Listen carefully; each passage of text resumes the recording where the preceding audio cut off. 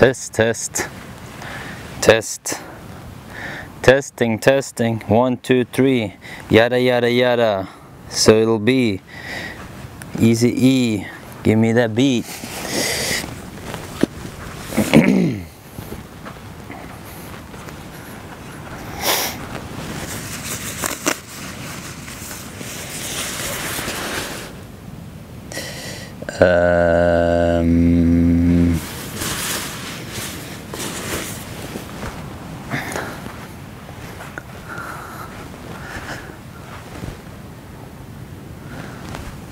Yeah, you can see me now. Wanted to make a video a little bit in the sun. Hope you can see me. I wanted to make a video about, well, lately I sent out a newsletter telling you that I'm making an income now. I used to have a huge debt. I used to be in $10,000 in debt and growing. I was just traveling, you know, doing whatever came to mind. Didn't care about my financial situation, kind of ran from the whole problem in my life, and never really stepped up to the plate and took full responsibility for fixing it. So it kind of came and bit me in my ass. And a final moment of, you know, now it's enough moment was when I was doing a webinar and someone, the electricity company came into my house, turned off my electricity, left a bill of $2,000 and, you know, just added to my debt. And I don't know, I always thought that I always have been positive when it comes to the future, which I do believe is a good thing, and apparently I was right, because now I'm all set. But I also had to stick my finger in the ground and kind of look at my situation and be like, okay, I know that I am not that my circumstances doesn't determine my inner well-being and happiness,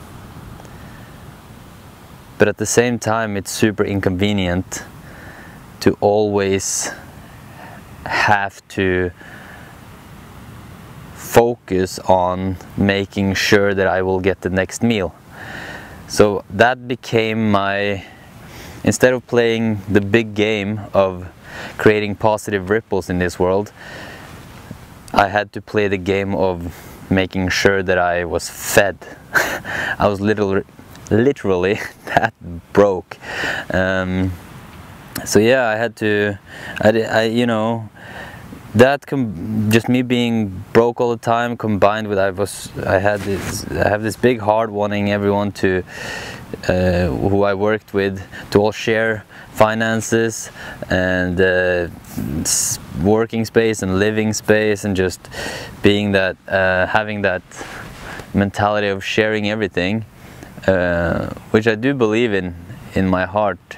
I had to look at the circumstance, make a plan, create a strategy, and actually make it happen. Magic happens when you actually make a plan and go for it.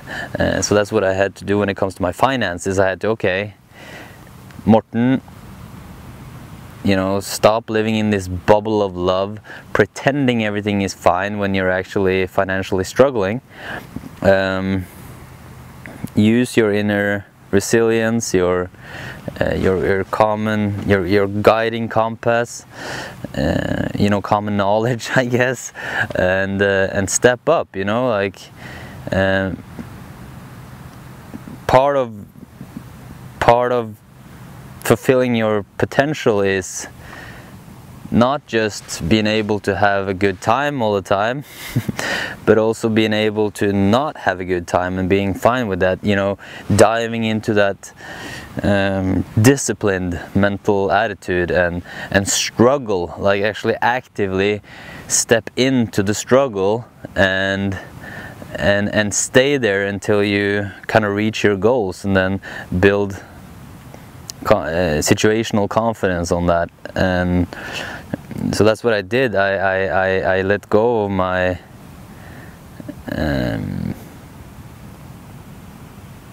I guess childish bubble of just letting life happen. You know, the pendulum was all the way over there. I'm saying that's good, that's awesome. I've learned so much from realizing that life is just happening. You know, there's so much you can't control. And then, but then at one point I kind of like lost everything, and when it comes well, basically not everything, but I lost all my money. So then the pendulum swung all the way the other direction, and I like had to take a massive decision to step up in that direction, get a job, let go of my business for now, instead of half-ass pretending to run a business, but actually just dabbling or like trying to get to that next party where I can escape and enjoy life, you know what I mean? Or just travel to a place or follow the sun, you know, which just became this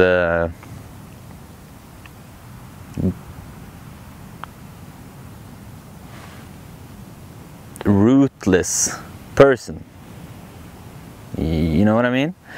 So I had to get back to my roots, you know, get back to the struggle, you know, do the things that I didn't necessarily want to do, but felt deep inside that I can do and that I'm able to do. Stop talking about it and start walking about it, you know. Took the job, paid like $12 an hour. My debt was $10,000, growing more than $12 an hour. So I had to call up all the companies, you know, make deals and kind of stop traveling and escaping.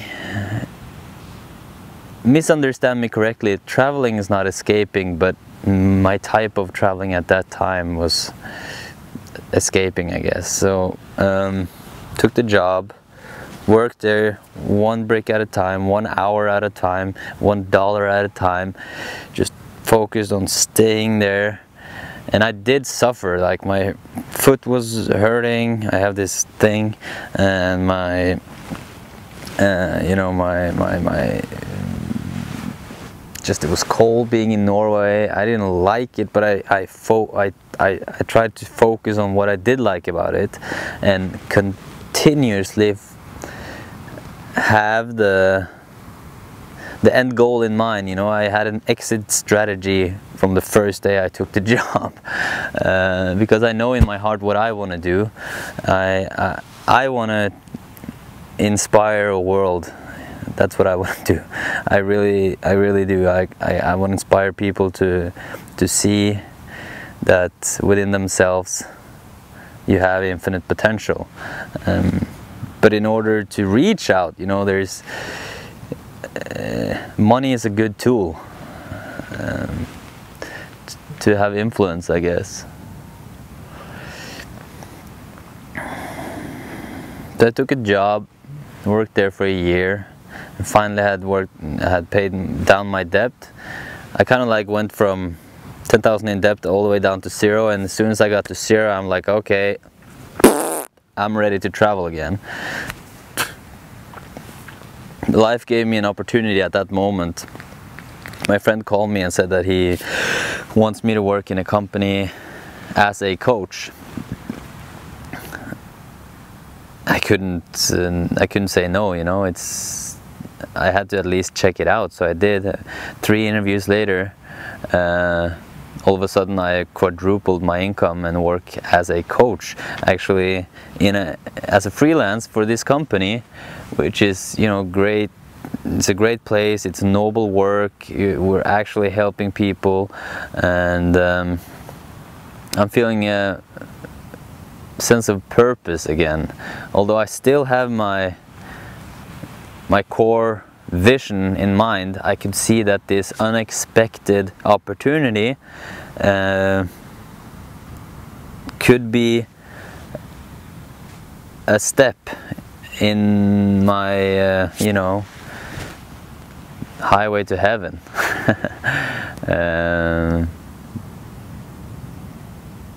So I was smart enough to capitalize on a curveball of opportunity, because I thought I wanted to travel and just, you know, finally get back to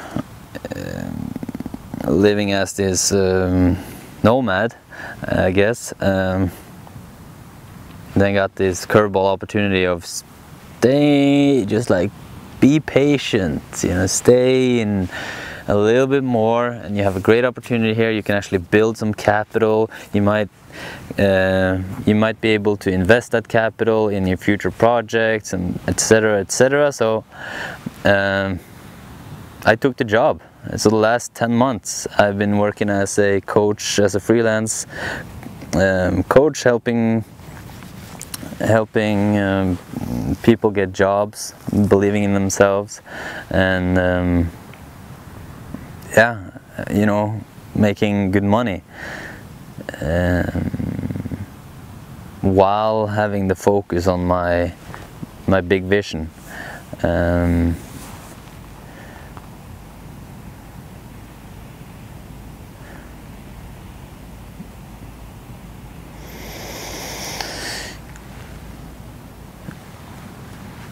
All of that accumulated to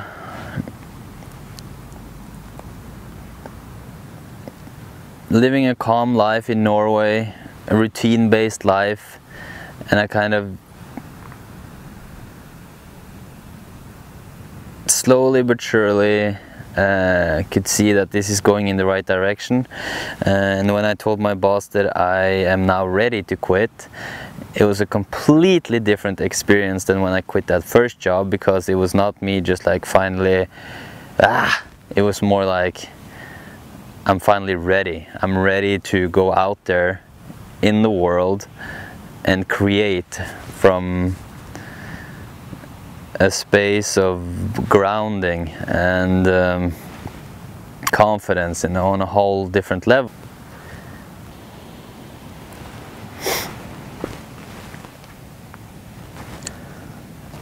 Yeah. Yeah. From a whole different level. Yeah, so, and at the same time then having the funding to be able to invest and diversify my investments. So at the same time, well, during the fall 2017, my friend Navid, we came into talking about his investments, and he's been doing pretty good investing in cryptocurrency, especially Bitcoin and Ethereum. I got interested. I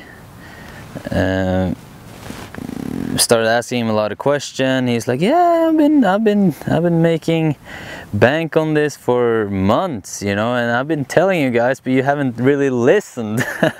So I'm like, I want to listen now. Like, I'm ready. I am opening up for this opportunity.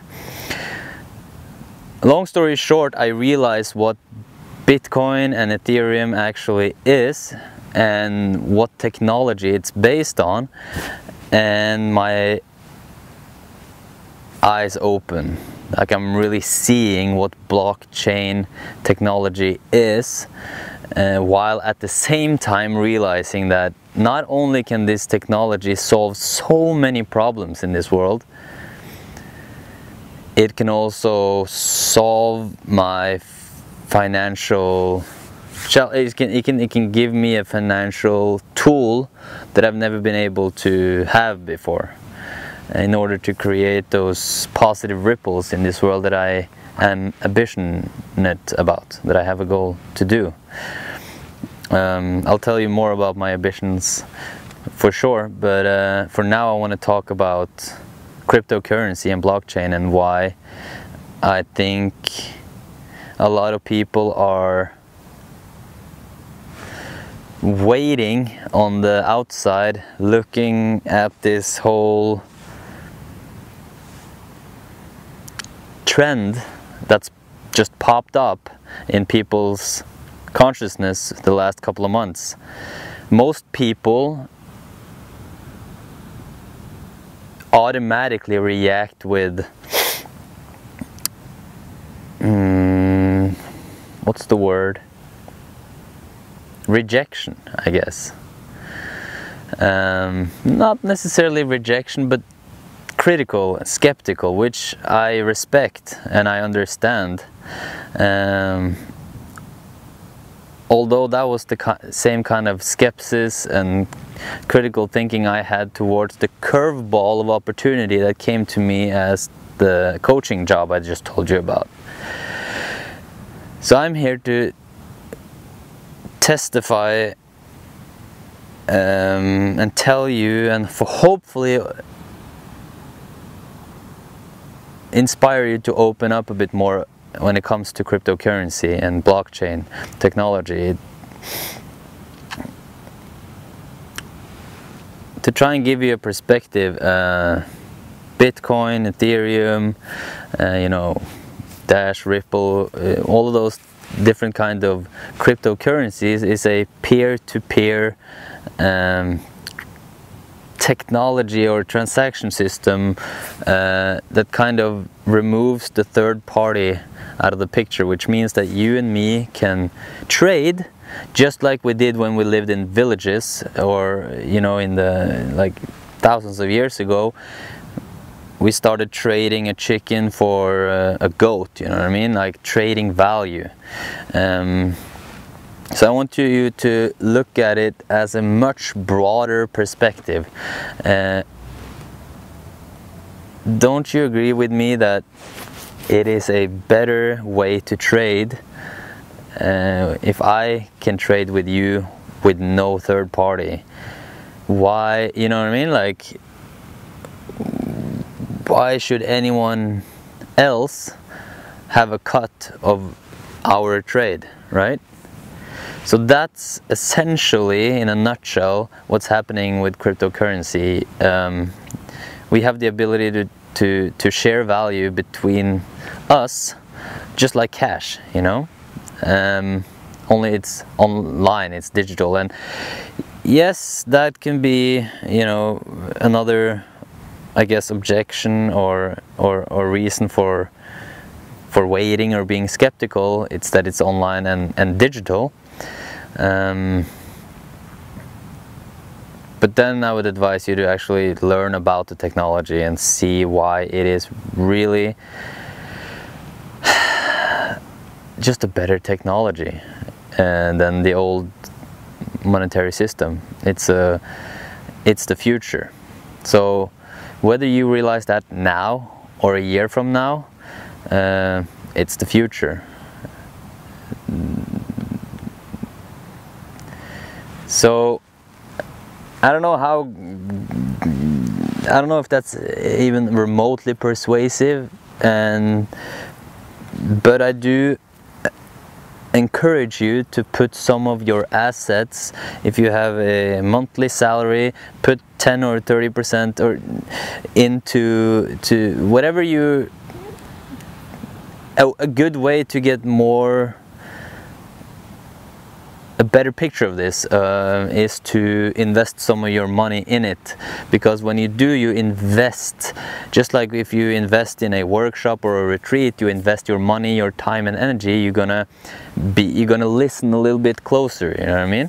So without taking any responsibility for your money, and full disclosure, this is no financial advice or anything. I personally, when I started looking into this, I had a big realization, especially when I went to a conference and realized, I had a big aha moment and realized what blockchain technology actually is.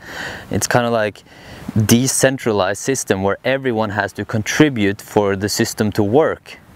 So the only way, and there's no central head that you can cut off, you know what I mean? So nothing can stop it except if everyone decided to contribute to destroy it, you know what I mean? Like there's no owner of this.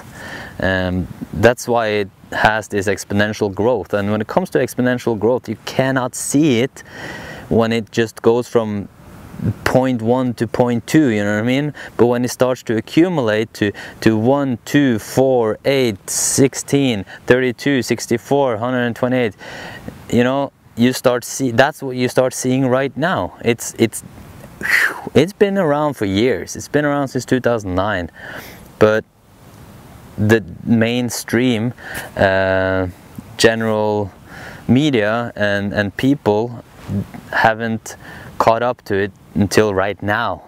You know, it's happening right now. So if you want to, I definitely advise you to really learn about it. Apparently everyone's scared to give financial advice, so I'm gonna jump on that bandwagon and don't make any mistakes to get sued or anything. But yeah, it's been huge for me, let's put it that way. I did invest, I have quadrupled my investments the last 4 months maybe. Yeah. And for those who think, you know, it's a bubble and all that, yes, it's a bubble. That's kind of how new huge paradigm shifts to society come about, like the internet. You know, it's the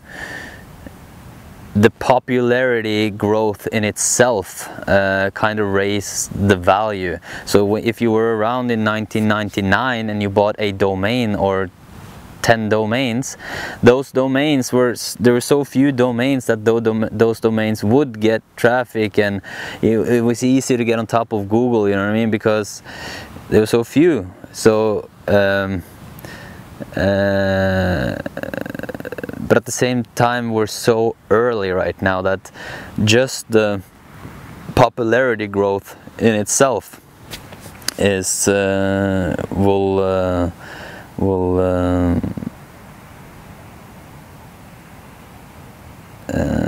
how do I say,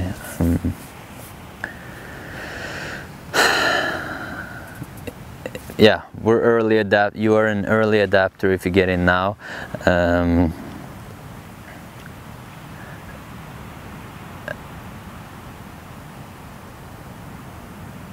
And there's so much to talk about around this, because I feel like a lot of us have been raised in a world where we have to accept the monetary system that's based on where there's a few at the top who owns the most, and the rest of us is kind of like they're slaves in a way. And now it's changing. This is coming from the masses. This is a decentralized system that's benefiting everyone. It's not for the 1%, you know what I mean? And it's really eating. It's like this big, huge balloon of the monetary system today kind of got poked, and now it's flowing, it's building up to this new monetary system that's just in the beginning, okay? There's less than 1% of people who even have Bitcoin at this point, so that in itself should be reason enough for you to get in. But on a broader, bigger scale, the real reason I'm in it is because I believe it's a real valuable technology for the world. Like Kenya uses digital money to trade on a daily basis. This can help so many communities. It can, because yeah, there's no fees. You can transfer, I can transfer between you and me, and obviously there's so much left of the technology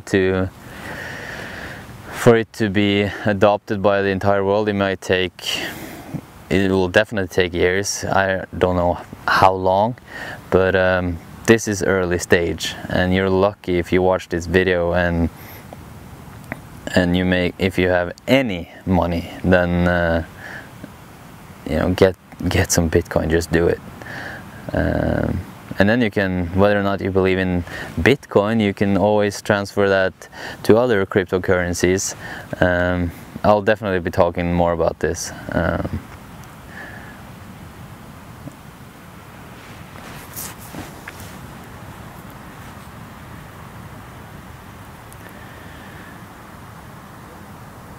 But the reason I want... Hey, the actual reason that I wanted to make this video, and I got tracked off talking about my story, as we always do, as I always do, and cryptocurrencies and stuff, is I've been thinking a lot lately about how our fear of losing often stands in the way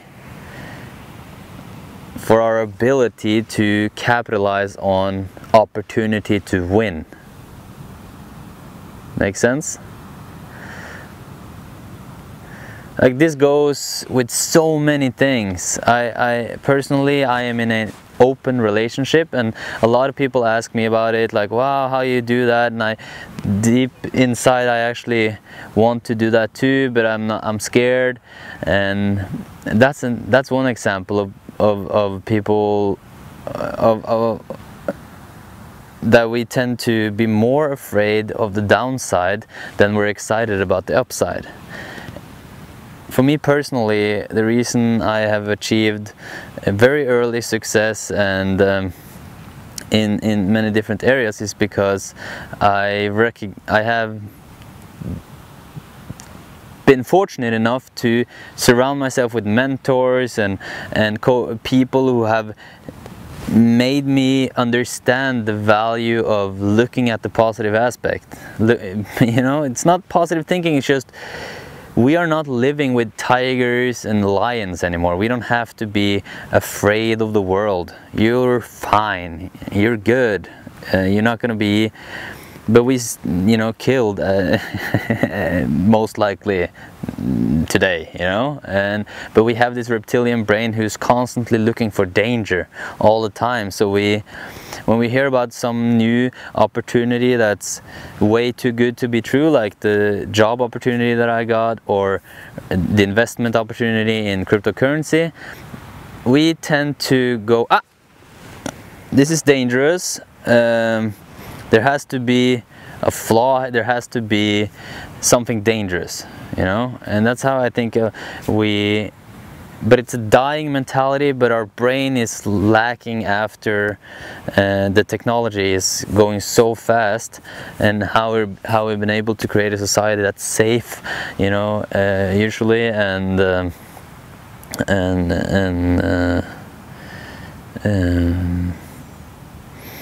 so much value, and it goes faster, you know. Moore's law, is it? Every 18 months technology doubles in speed, which means everything that doubles grows exponentially in time. And in exponential growth you can't see, just like I said in the beginning, until you see it, and then boom, you know. So that's happening with technology, which means I'm kind of tracking off where my point was, that there's opportunities everywhere. And when you trust life, and you have that as a foundation and grounding, and you understand that you are innately okay, you don't always need to manage the circumstances from protecting yourself from danger. You can just relax, and then you see clearer, and then when an opportunity arises, you are able to capitalize on that opportunity. Because life throws you curveballs all the time, and there really are opportunities everywhere. Like just the internet in itself, you can get a hold of anyone. You can get a hold of anyone, you know, if you can get all the knowledge. It's there, or it's in your pocket, you know. Still we look for danger. Still the media is, because we're feeding this reptilian brain, the media shows us shocking news because it's triggering, you know. And as soon as we get triggered, as soon as a feeling is intense, we think that that feeling means something is wrong out there and we need to manage and fix it. Whilst in reality we're just feeling intense feeling, and it's just we're just buying into the idea that something matters, you know.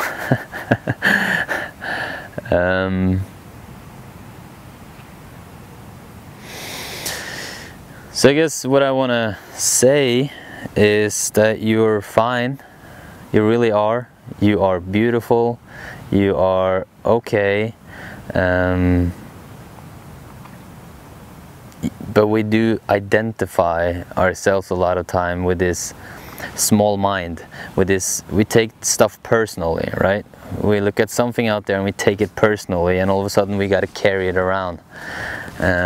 But the more you see life for what it really is, you can recognize that, that's just my reptilian brain making me go insane in this moment right now. I'm afraid of someone on the other side of the world because the media says he's dangerous, or I have to worry about ants now because the media tells me that ants are now taking over the households, or like, you know what I mean? Or someone told me one time that I am not good enough, so I am now buying into that thought, and I gotta figure out how to be good enough, you know, with whether it's, you know, whatever way you try, or I, or we try to make ourselves feel good enough. But in those times when you have clarity, when you feel good, when you are okay and you're laughing or you're in the zone, you don't worry about all that stuff that you think you need to manage when you're worried, you know. And I'm saying the flow state, the zone, when you're having a good time, when you are grounded, when you feel okay, when you're in love, that's the real you, you know. That's the real you. That's the essence, that's the life force, that's whatever has your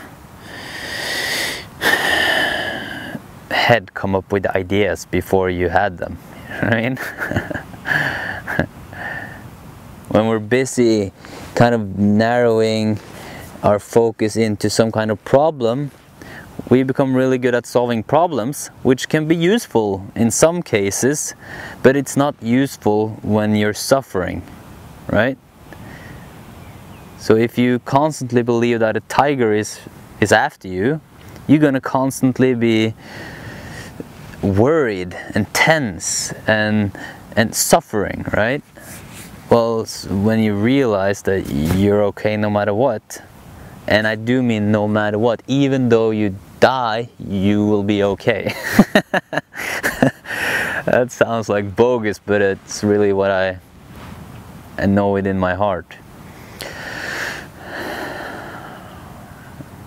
When you know that, you can stand in that, you can let life give you whatever life is giving you. You can play with it, right? You're able to play with life. And your common sense will make sure that you don't play with life like the fucked up means, you know what I mean? Like, you have common sense, you're smart, you're super clever, you're wise, you always know best. Remember that. Wisdom is everywhere, you know? Don't listen too much to anyone. Don't listen to me, listen to you. Because you already know. You're born wise, you know? You started learning, you started building a cognitive model from the day you were born. That's already innate. All right?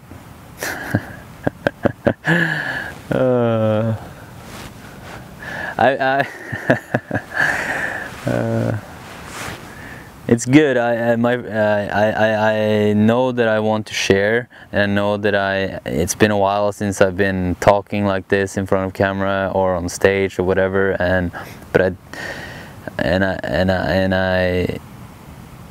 I feel sometimes that my train of thought can sometimes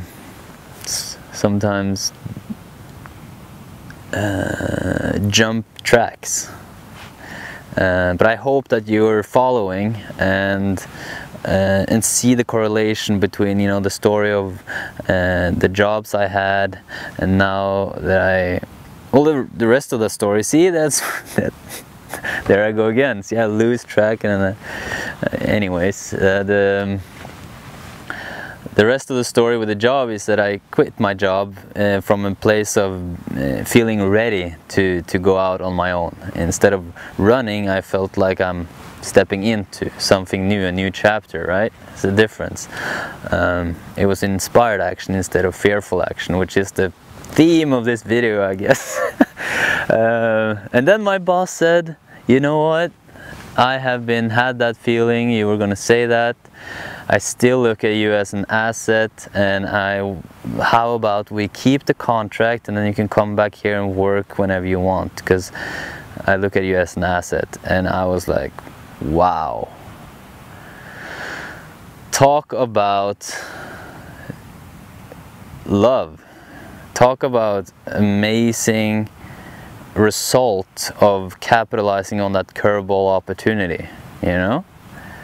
I now have, even if I were to be completely mess it up out here alone, I still have a place to come back to in safe haven Norway, you know, with 2 parachutes on my back and like safety net, and do something noble and make good money from it.